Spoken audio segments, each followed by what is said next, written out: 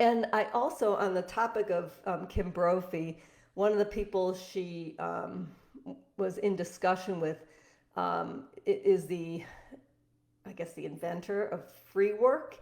But something that really struck me about those videos is how much Dakota's loose leash walking mental and emotional state looks like the dog's doing free work. That he really is having his own experience, and he's in, so it's not boring healing with me. And there's also something, I think in the dog training world saying, oh, your dog needs all this variety, go different places with your dog because they'll get bored.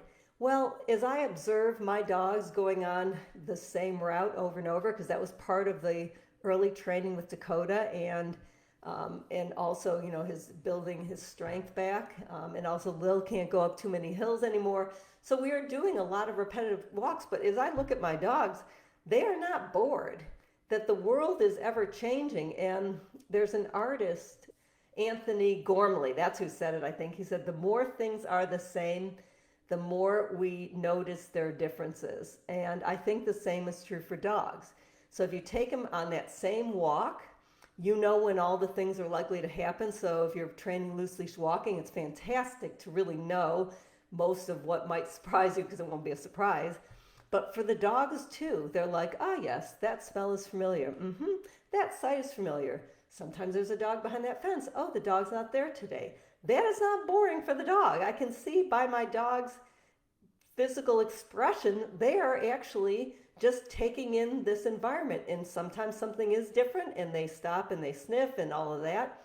So there's a lot of stuff, I guess, in the dog training world that is said as though it's truth and fact. But if you observe your dog, look for yourself and see, is my dog bored going on a walk where my dog is free to have his own thoughts and his own sensory experience? So what I think people might perceive as boredom is if a dog has been trained through suppression to walk close to the handler, that dog is kind of inside their head. So that dog looks bored, but really what the dog is emotionally and mentally suppressed into walking probably in a shortened stride, clumping along.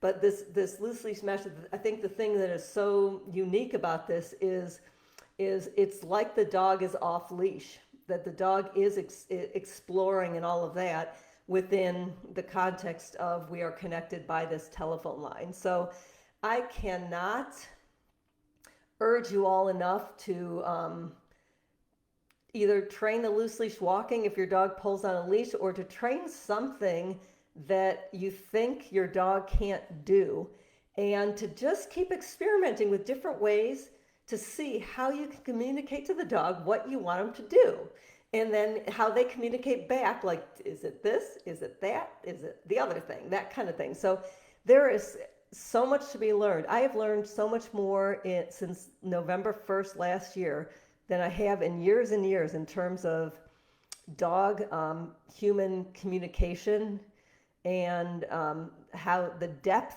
of it, how deep it can go when you slow things down and like get rid of all that kind of crazy high drive energy thing that sports dogs and sports people, we've gotten into this habit of just being really, really hyped up.